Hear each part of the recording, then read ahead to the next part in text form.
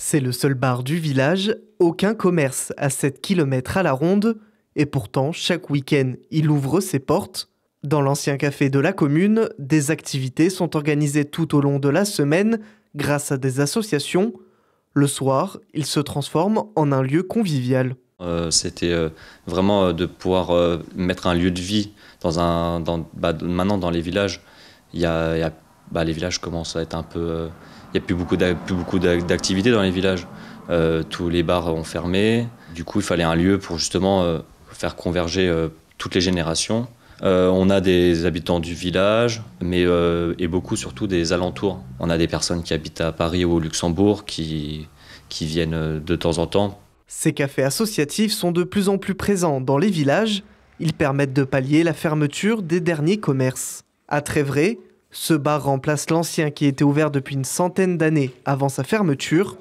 Ce lieu de vie était primordial pour le village. On a trop besoin aujourd'hui dans nos villages où en fait il y a peu de choses, il y a peu de commerce, il y a très peu de lieux de rencontre. Et en fait pour moi on a vraiment trop besoin de ces lieux de rencontre-là. Enfin, c'est pour ça qu'on a repris ce café. Et donc pour moi la force du café associatif, du fait d'être en association, c'est qu'en fait n'importe qui a la légitimité de proposer quelque chose, de s'emparer du lieu, de proposer une activité. Il y a souvent des concerts et d'autres activités proposées par la trentaine de bénévoles de l'association. Dans d'autres municipalités, au-delà du bar, il fallait trouver un moyen de pérenniser la clientèle. À Rouvroy-sur-Marne, il y a un seul commerce à 10 km à la ronde. Les habitants des 3 villages voisins viennent faire leur achat de première nécessité, mais aussi trouver un lieu de discussion. On voit toutes les générations se mélanger. Les gens arrivent, que ce soit enfants, parents, les grands-parents. La multitude de générations, ça rapproche les gens. Les gens se redécouvrent. « Oh, bah t'es là, ça fait longtemps que je t'ai pas vu. » C'est vraiment... ça, c'est merveilleux à voir, ça. Ouais.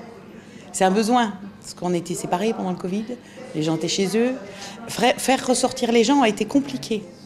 Et je trouve que là, en fait, ça donne un but.